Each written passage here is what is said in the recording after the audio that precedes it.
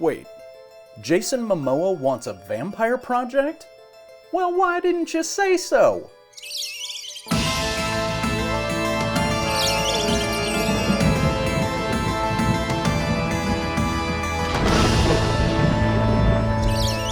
Welcome to Vampire Pitches, where we pitch movies and streaming shows with vampires in them that don't actually exist. And today I've gotten together some friends from across the entertainment industry who are going to help me to pitch, all of whom I would like to introduce you to right now. So in no particular order, aside from where you are on my Zoom window, Vera, would you like to go first?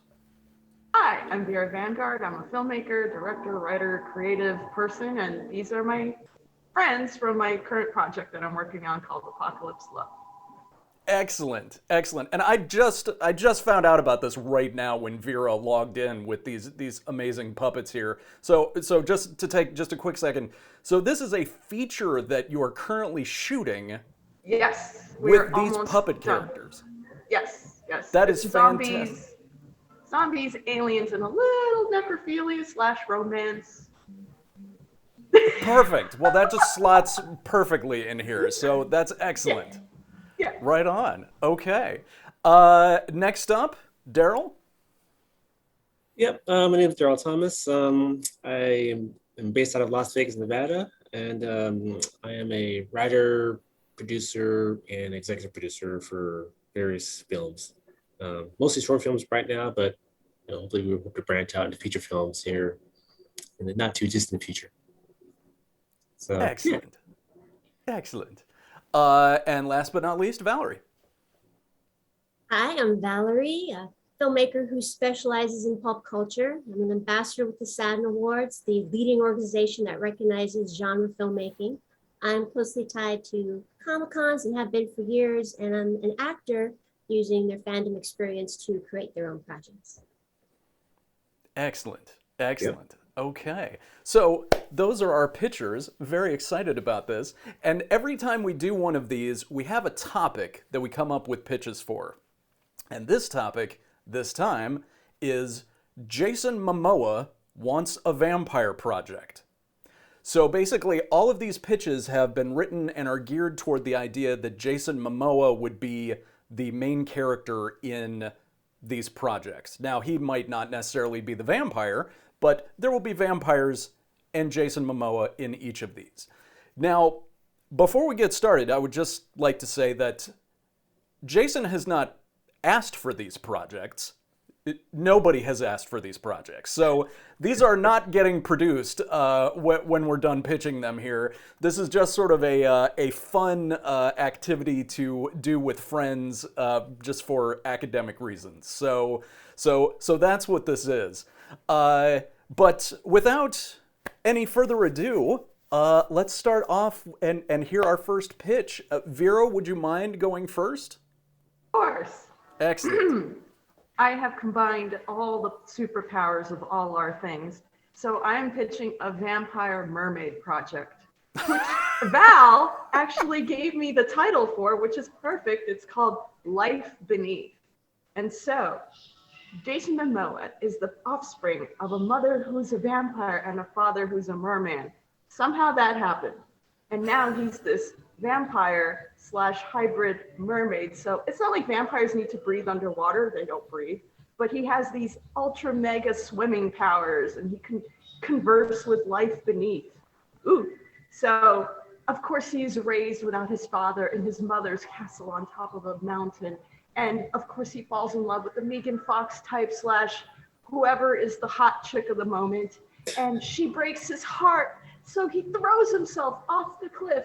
By the way, he doesn't know at this point that he's half merman. He throws himself off in a fit of romantic, anguish. My woman doesn't love me. He falls into the ocean below and realizes, oh my God, I have these swimming powers and I can't die underwater. And that's when his mer people find him. And then he becomes integrated and meets his father's side of the family. And he's half vampire and that. And then they realize that in the darkest, deepest straits of the Marianas Trench, there are aliens digging to the center of the earth because they are mining the Earth's core for the iron nickel composites, but then we realized they're not really down there mining for that because the mer people were kind of leaving them alone until then. But they actually know that there's an artifact inside the very center of the Earth, which gives life. It's the secret of life. It's hidden in an artifact in the center of the Earth. When the world was created, this is where it hid, which is powering the life on the surface of the Earth. That's how powerful this thing is. That's how we got life on our planet, because it's taking it from this source. So they're mining for that. And of course, the mer people and the vampires have to gather together to fight this evil force to preserve the life on the planet. Life beneath. Boom. Yay! All right. All right. That's that's excellent, Vera. Thank you. You're welcome. I feel like I have 1,000 questions now from that pitch, but let me go to our other executives here. Is there anything you guys want to ask at all? I love the mythos that the Earth is the egg, the shell, the encapsulation of the spark of life, and that's why life springs up on our planet, and it's our kind of like our secret. It's kind of our secret to the universe. Why you don't see so much life flourishing so often on planets, and everything has to be just right. And this has our own precious. I mean, I just love that visual. The Earth is encapsulating that, and the feeling of Middle Earth and going after that. I love that mythos.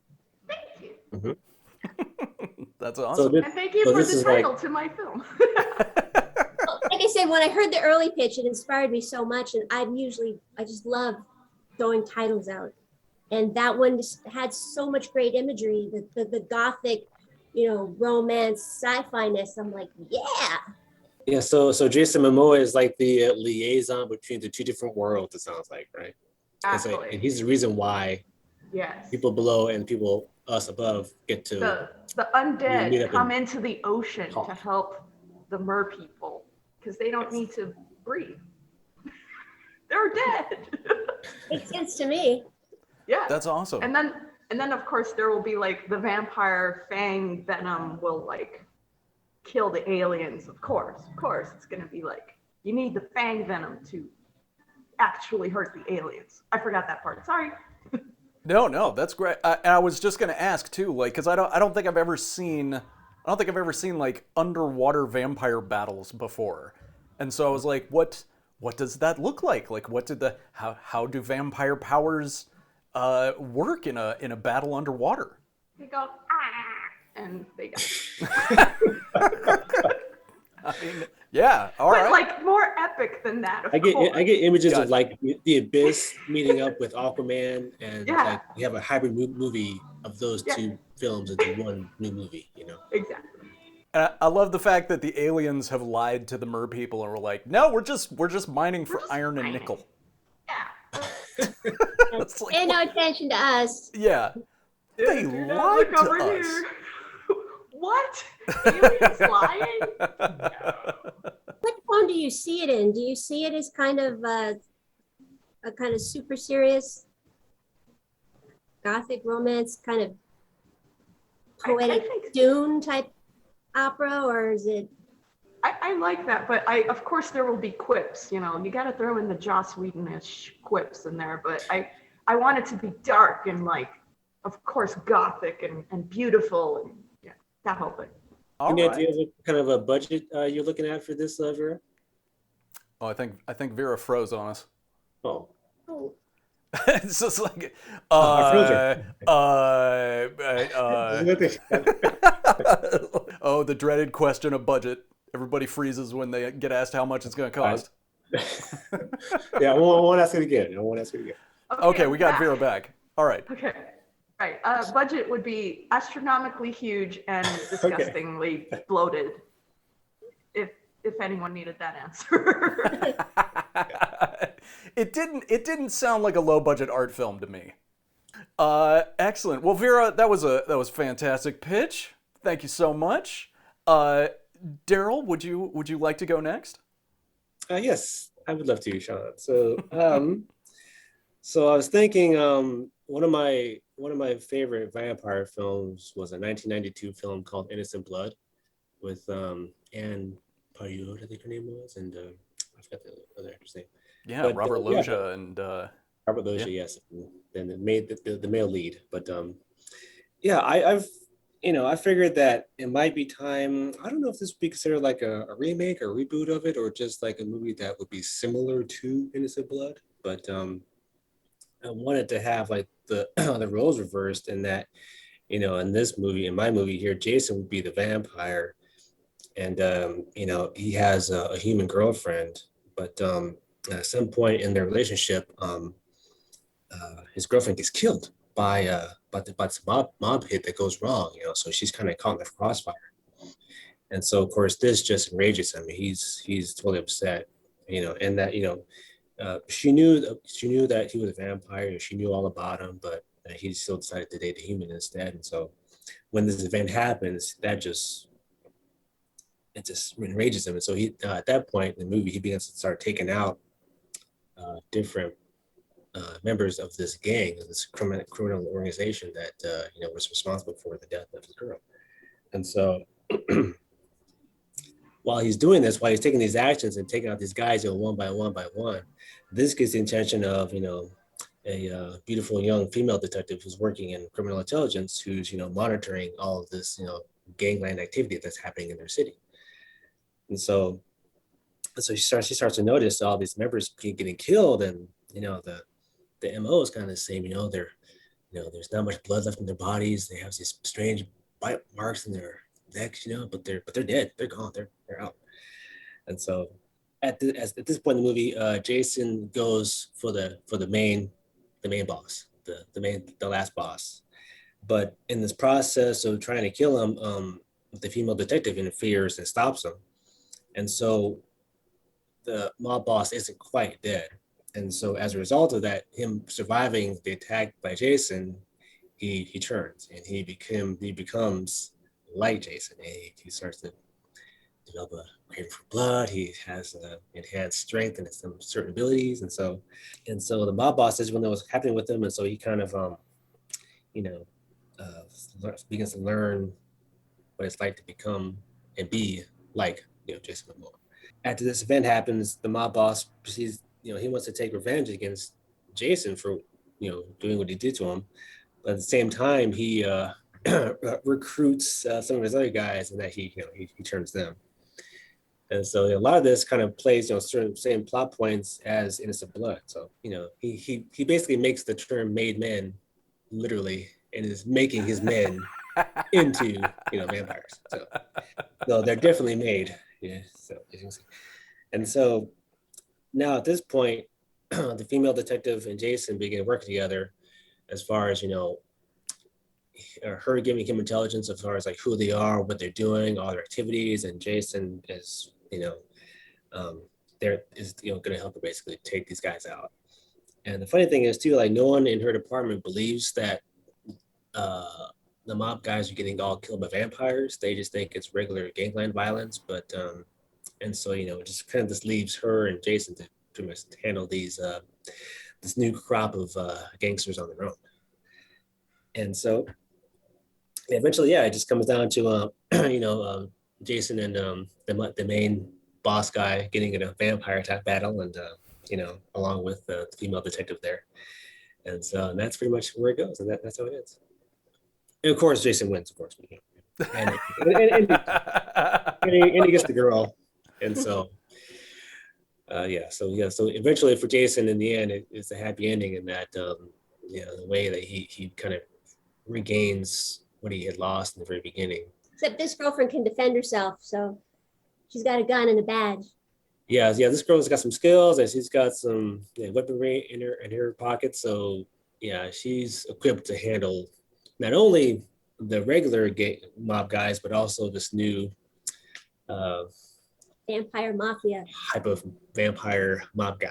So yeah, so I love Innocent Blood. I haven't seen it in a while, but that's actually one of my favorite vampire films because I think it's just a great story, and I love the tone of the film. It was directed by John Landis, and so it was a dark comedy. So and I love dark comedies. I think that makes for a very unique film. Yeah, the American Werewolf in London. That was awesome. Yes, exactly. The same kind of thing. It's a horror film mixed with a lot of comedy. It was almost a comedy first, followed then horror. So if you think about it, so I love that bait and switch. And in Innocent Blood, I love the hopefulness of the relationship at the end. right. Yeah. That this the human gets hooked up with a vampire. So, but in this story, it's already kind of established that a human and vampire dating is it's no big thing. I also love, the main mob boss in Innocent Blood, Robert Loggia. I love that guy. I love his performance in that movie, and so he was also an inspiration for me to, come up with this pitch. My favorite moment in Innocent Blood is Robert Loggia after he has woken up as a vampire and doesn't know what he is, and goes and gets in his car and drives outside in the middle of the day, and his hands start burning on the steering wheel. He's like, "What is this shit?"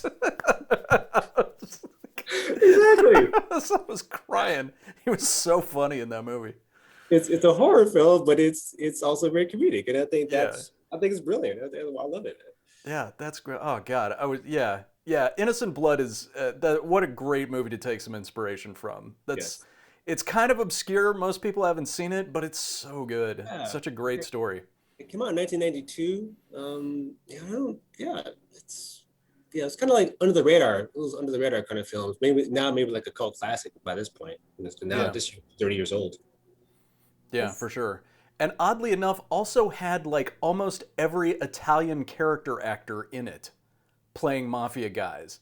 It had Anthony LaPaglia, I think, was the main actor. The main the cop, the detective, and then the French actors who played the vampire. Right. And Chaz Palminteri is in that movie.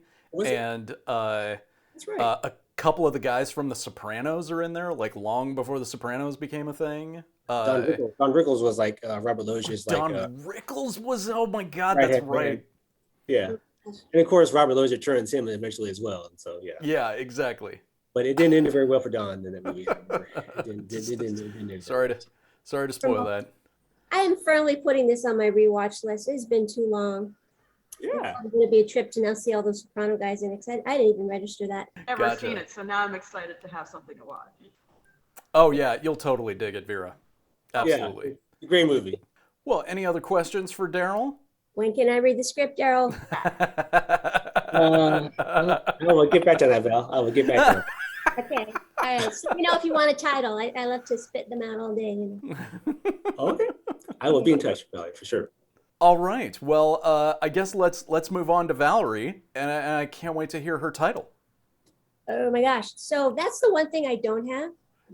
That works for me because normally I have the title pretty early on, but this was such a busy month that I'm lucky to have what I got. So project I'm going to talk to you about today, I am reinventing the vampire genre in a way you haven't seen before by way of Predator.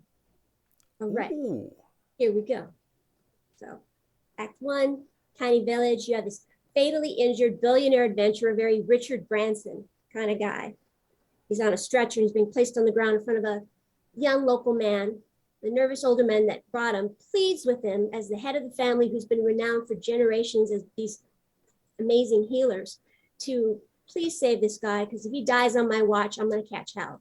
And he promises to forgive the dead on the family's land and offer some money. The elder of the little village there is like in his native tongue saying, don't do it. It won't end here. But the young head of the family says, yes, but if we lose our land, we'll have nothing. So he goes ahead and he administers the last of this medicine that has been passed down through their family for who knows how long. Flash forward 35 years later, we meet rogue hustler Alex, played by Jason Momoa, in a South American coastal city.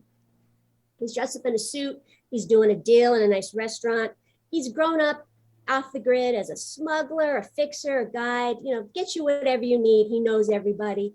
If the cash is there, he does not care.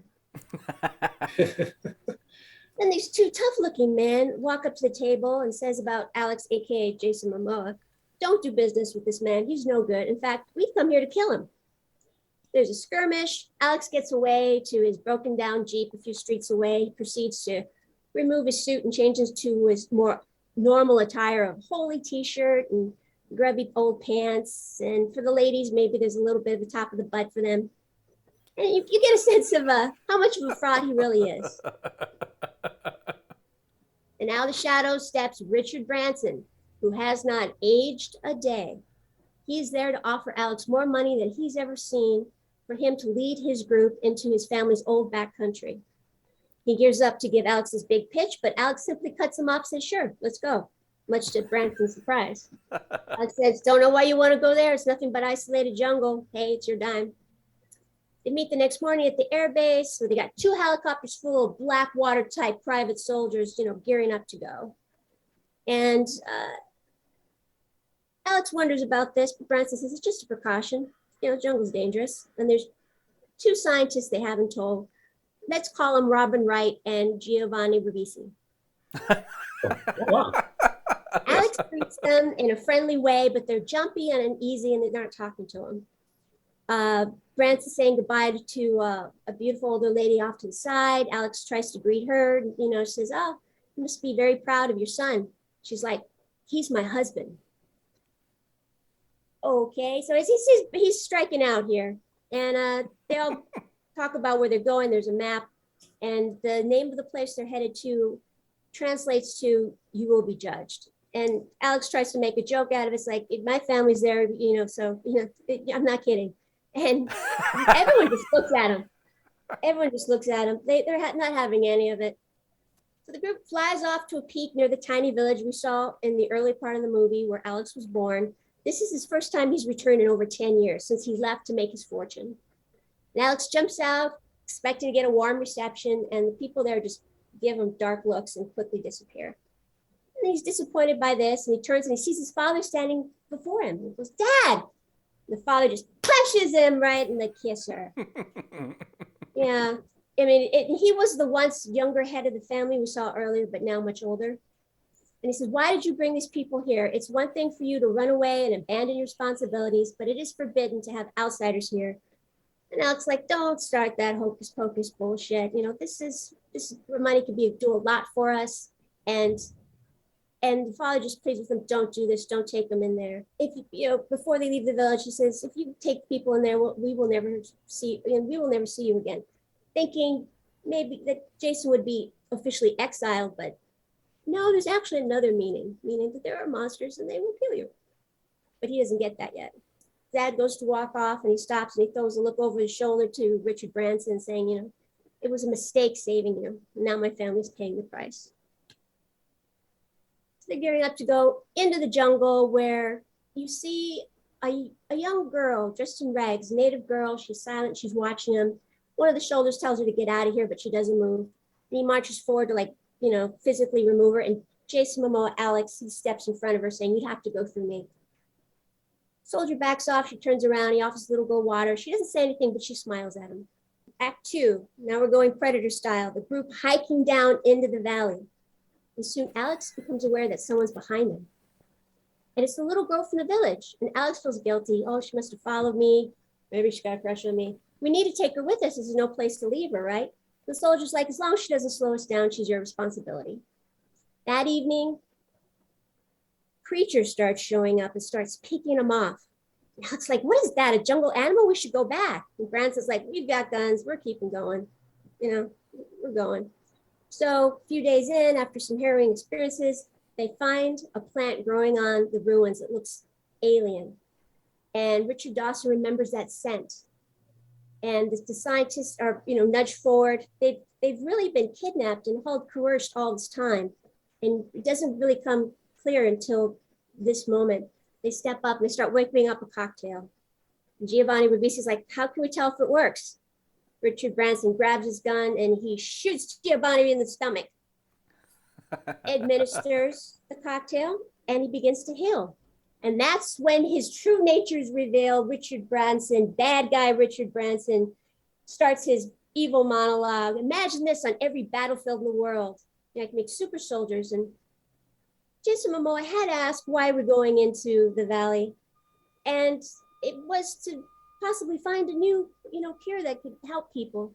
And now you're finding that people how he's going to use it. It's much darker than he thought. He says, I thought you were going to help people. And he's like, yeah, I'm going to help people win wars. And, now that, you've set us here and you will find everything, box everything up we can take, everything we can't take, we're going to set on fire. We don't want competition. And Jason Momoa won't have any of this. And he realizes how much he's betrayed his family and he shouldn't have led these people here. And he goes, well, now you know what we've been up to, so we're going to kill you. He tries to make a break for it. He gets shot, but he disappears into the jungle. And they're like, the jungle will kill him. And they don't think about him. So Dark Night of the Soul, Jason Momoa hurt really bad, isn't going to make it. And then there is one of those creatures. And he can see it clearly now. It's had giant bat wings and a snake for a body. And almost, like a crazy bat head. And it transforms before his eyes. And it's the little girl from the village. And she says, I can cure you, but there's a price. And he goes, whatever it is, do it. I need to get these guys. I need to stop them. I have much to atone for. And then her fangs come out. She takes him to an altar before a giant sunken part of the ruins. And then there he sees it, the source of legend of all the native whispers about the fountain of youth in the jungle. Explains why the Incans worshiped the sun because the sun kept them safe, why Mayans made blood sacrifices. It is what we can call the life flower, the seed of life, this giant tiered plant. Huge. And you think it's striated with kind of dark red lines, but it's really blood flowing down. So the fountain of youth is not stone with water bubbling up, but rather a living plant with earth blood that grows over it. And she says, drink of the flower, a life flower, and it will judge you. And if you're worthy of, and if you're worthy, it will give you strength. And I was like, judge me, it's never met me. The plant kind of sways and then it turns and looks at him. It's like a giant carnivorous plant and it goes in close. We don't know if he's worthy yet. When we cut to Act 3, brawl for it all.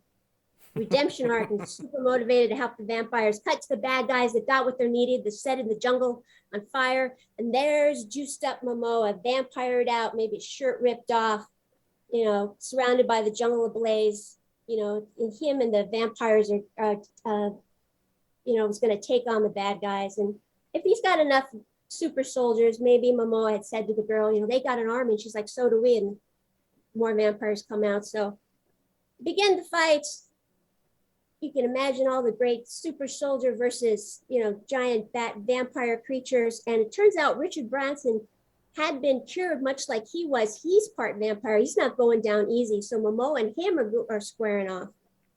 And they're fighting and their fight crashes into the temple and Momoa wins. The bad guy's like, go ahead, kill me. He's like, I'm not going to kill you. I'm going to give you exactly what you wanted. And pushes him into the pit and he knows what's in the pit. And it's the fountain of youth. It's that living plant. It's the seed of life. It's like, you want it, you got it. And you hear off screen the screams and the squirts of blood because the guy was far from worthy. So when the smoke clears, Momoa goes back to his people. He says, I'm going to stay here to make sure this doesn't happen again. His dad says, I'm very proud of you, son. You've become the man you've always, I've always wanted you to be.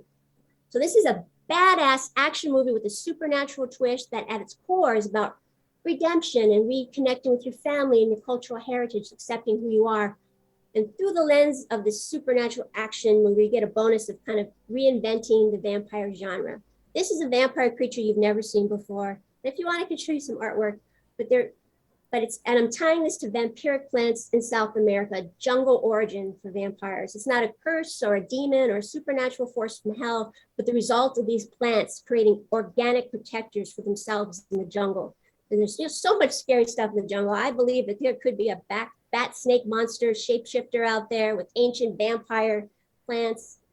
And it has a feel-good message of accepting who you are and honoring your culture. And there's a message for the environment, which I feel would be great Jason Momoa bait.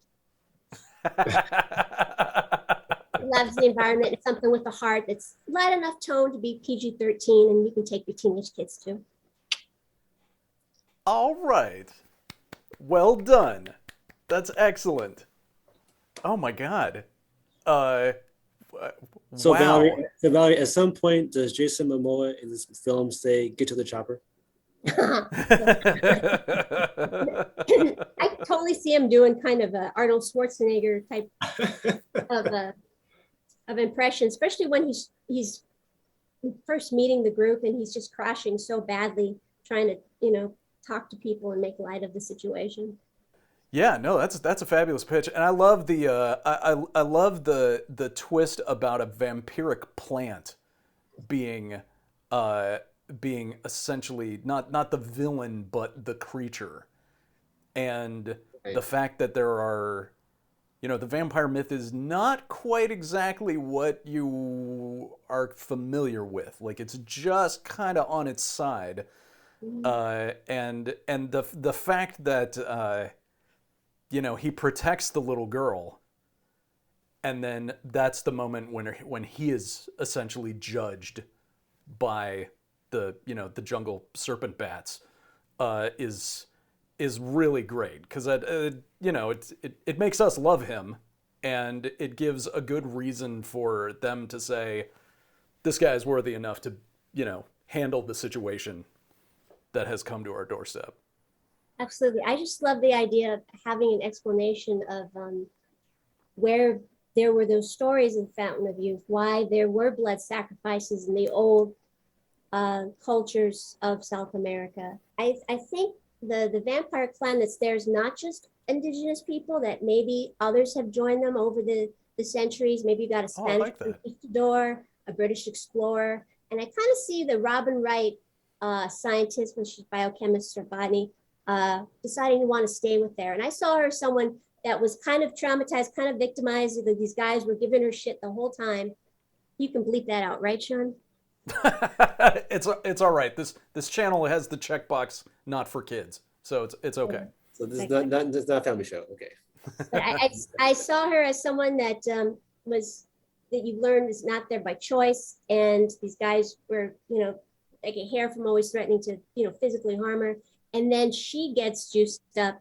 Maybe one of the vampires in the fight come to her aid, maybe Giovanni Ribisi, and she can now be the stronger one, going after those guys that had been rough-handing her all that time. I just saw that Robin Wright would be someone you can enjoy seeing them do that. That's awesome. And believe it. That's cool. Just because I want to know on the vampire point, are the snake bat vampires and the vampire plant affected by sunlight? I saw that they are. It's I see that the natives, they're under all this tree cover. They're in the valley. It's very dark. It's almost like perpetual darkness. And if they needed to come in and out of sunlight, they would predator style poke themselves with mud. So they could be inside a wall of mud and dirt, and you can walk right by and not know them. And if they love that. In and out of the sun, they'd be covered in the earth. Nice. If this movie is anything like Predator, I'm gonna love it. I'll say that. Because I was thinking like this one, Avatar came to mind too, and still in the sense that like the environment itself has like sentience, and it accepted the character coming into its home, its environment. So I like the idea that the environment itself has character and life, and that it can play a role in the plot of the movie. I don't have a title yet though. What about the title, The Valley of Death? Valley of Death. Let's see if there's a movie called Valley of Death. Well, maybe come up with a different title for it. No, it's all right. I'm not. I'll still greenlight the project even if you don't use my title. Let me just savor that, getting to hear that phrase. I'm going to greenlight the project. Oh, I know, right? Soak that in for a minute. Just let it manifest in your life. Oh, yes. I want to see it happen and just feel the validation.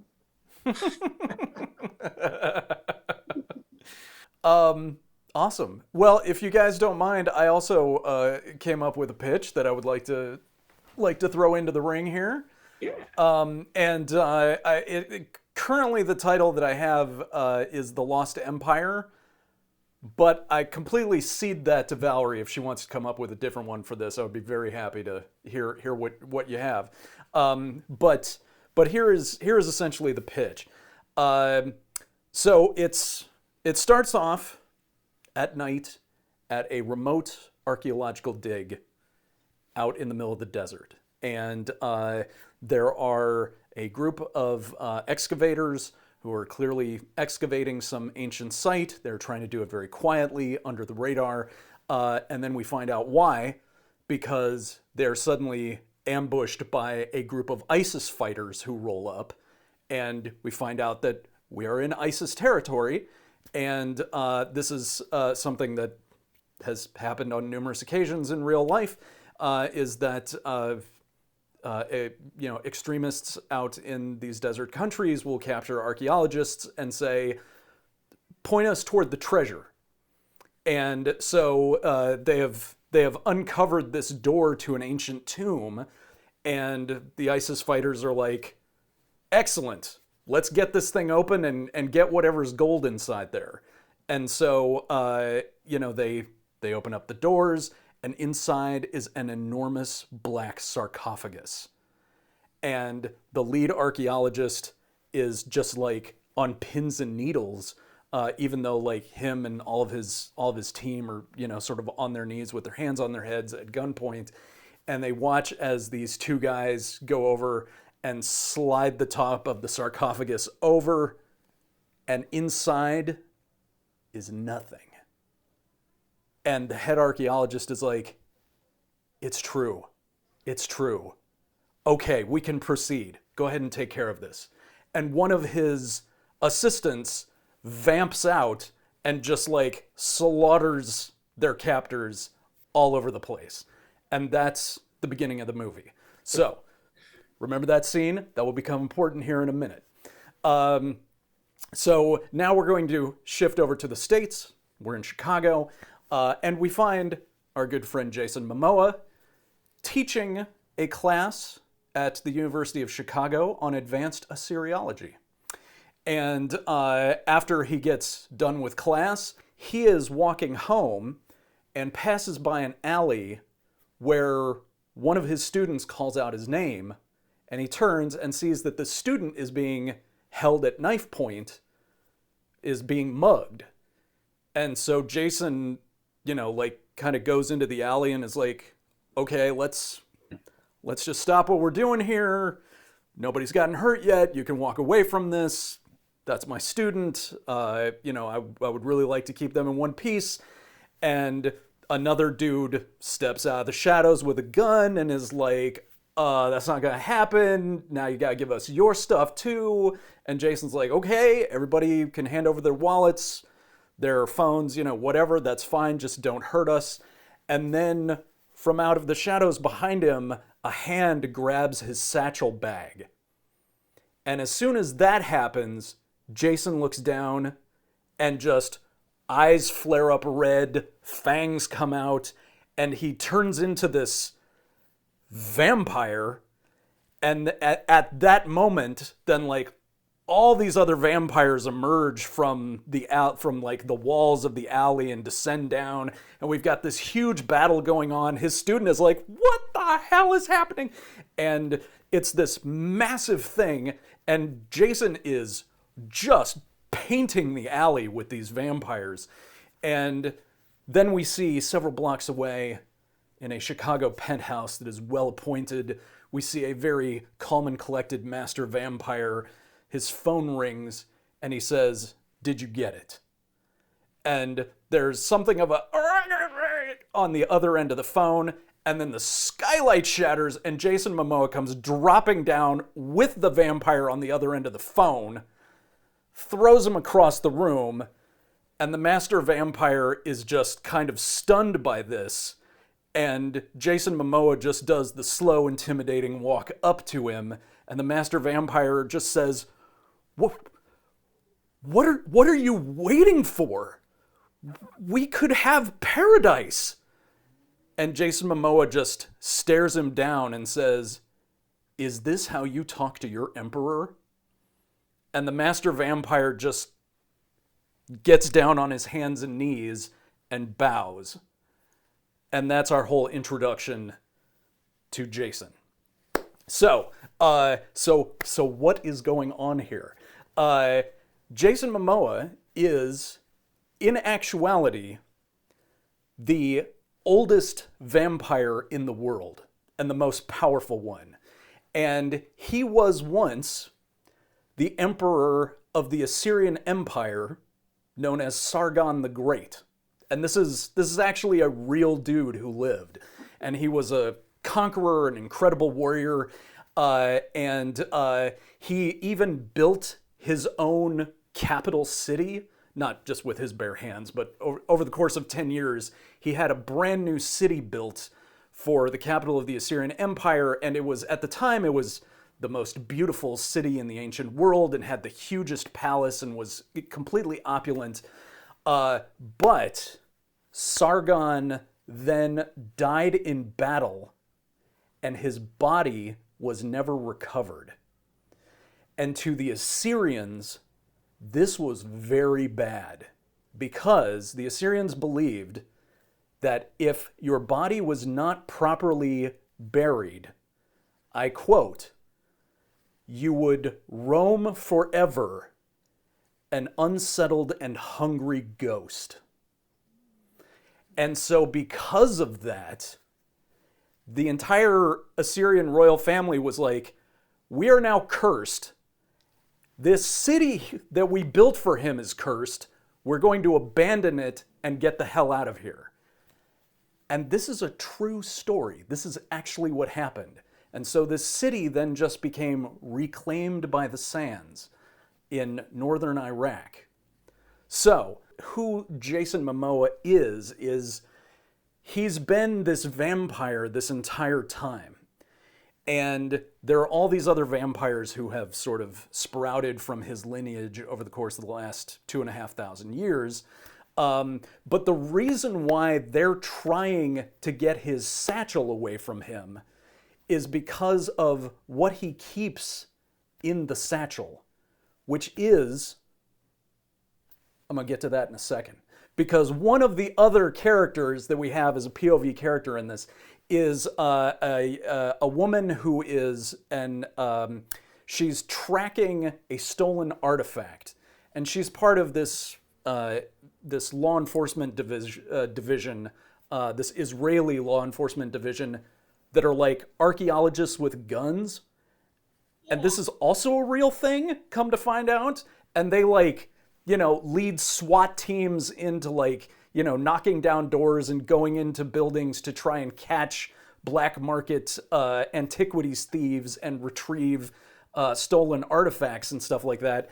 And she's tracking this stolen artifact back to him.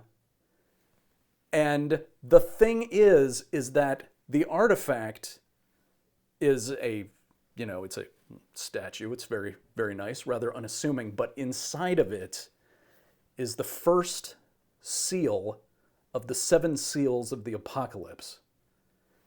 And in Jason's satchel are 5 of the other seals. And that's why all the vampires are trying to get it away from him, because he is single-handedly postponing the end of days from happening. And the vampires are like, that's going to be paradise on earth for us. There's 1,000 years of darkness. The sun is blotted out. The rivers and seas become blood. Basically, all dark supernatural creatures can hold dominion over this. What are you waiting for?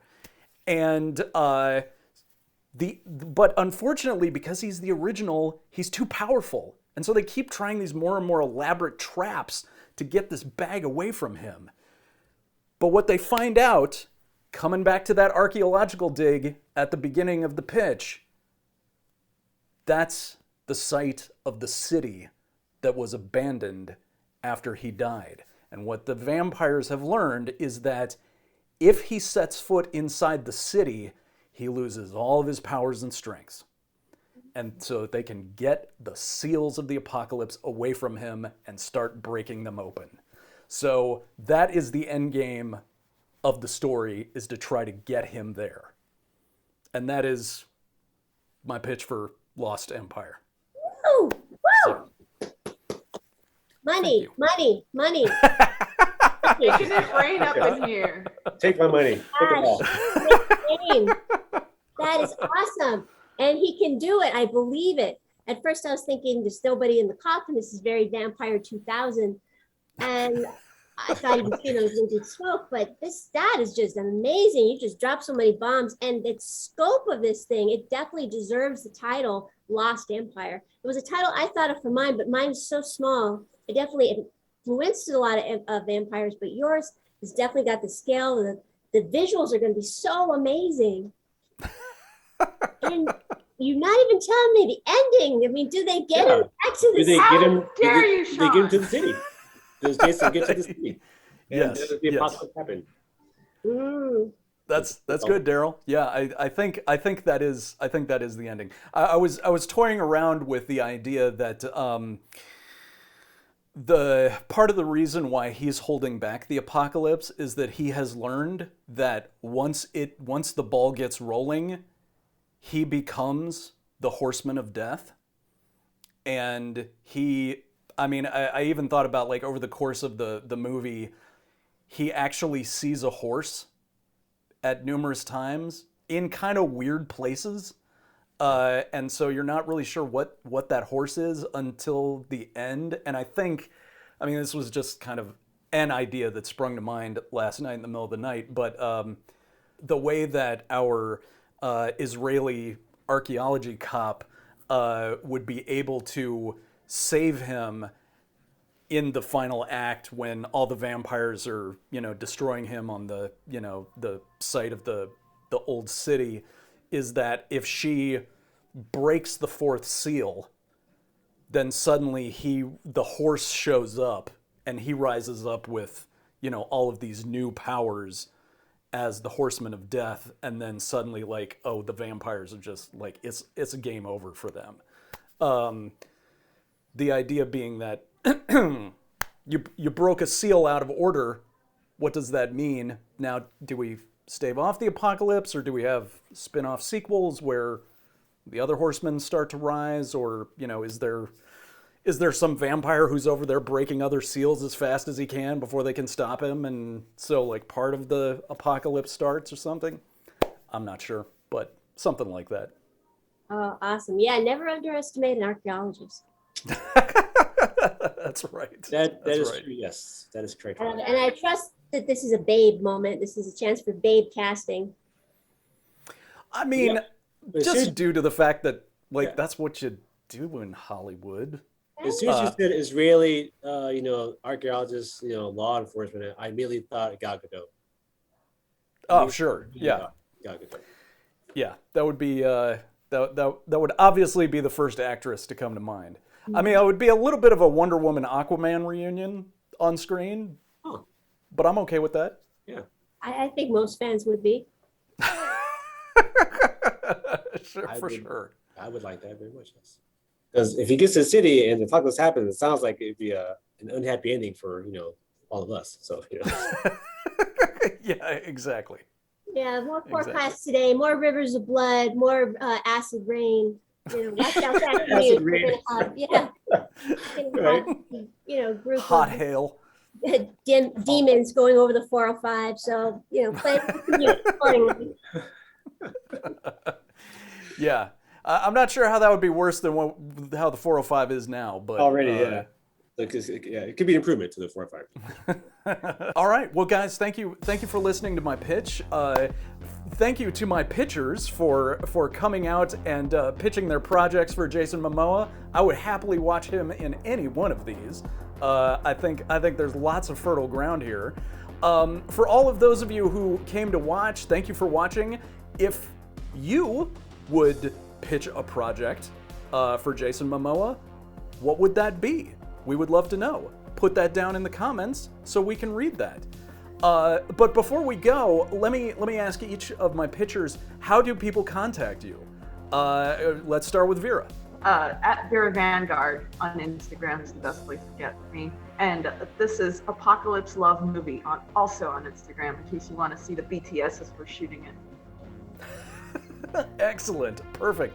Yes, go check that out. I'm about to go check that out. Please That do. sounds great. Daryll, how do people reach you? I'm also on the gram, GENREGURU. So it's at Genre Guru on Instagram. And we're on YouTube as well, Brain Puddle Films. So brain and then puddle, like puddle of water films. And so just check us out on YouTube to catch some of our past short films that we've done over the years. And also brainpuddlefilms.com is our website. Excellent. Wonderful. Valerie?